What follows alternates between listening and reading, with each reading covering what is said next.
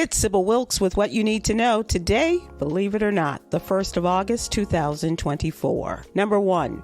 Project 2025, a 900-page playbook to guide the next conservative administration, is winding down its policy work, and former Trump administration official Paul Dance is resigning. Trump and his Republican presidential campaign have tried to create distance from the Heritage Foundation-led group after its connections to the right-wing conservatives were revealed and criticized. This week, Trump campaign managers Susan Wiles and Chris LaCivita issued a statement. Reports of Project 2025's demise would be greatly welcomed and should serve as notice to anyone or any group trying to misrepresent their influence with President Trump and his campaign. It will not end well for you. Number 2, the Israel Defense Forces, or IDF, announced Tuesday they killed Hezbollah's top military commander Fuad Shukur in a targeted airstrike in Beirut. The next day, Hamas's top political leader Ismail Haniyeh was assassinated in Tehran, with Hamas blaming Israel for that strike. The killing of Shukur was a response to a rocket attack that killed 12 children and teenagers in northern Israel and has the potential to derail ongoing negotiations for a ceasefire and hostage release deal in the Gaza conflict. Number 3.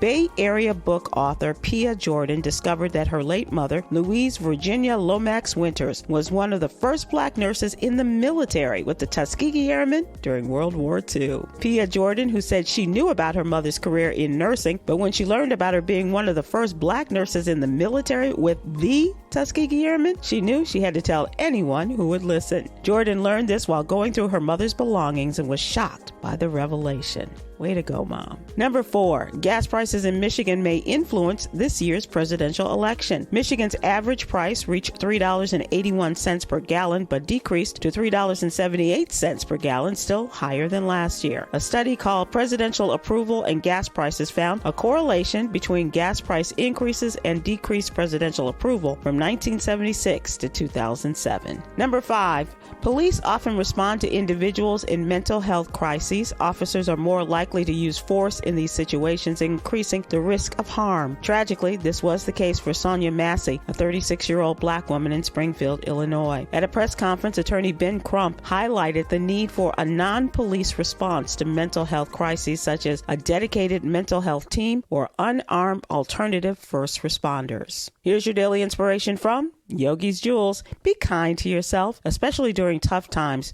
to nurture and reinforce your self-belief. Join me today live on YouTube and Facebook at 7 p.m. Eastern, 6 p.m. Central with our mental health and wellness contributor, Aprilette Russell, and attorney Natalie Jackson, as we discuss today's top headlines and more. I'm Sybil Wilkes. Be informed, be empowered.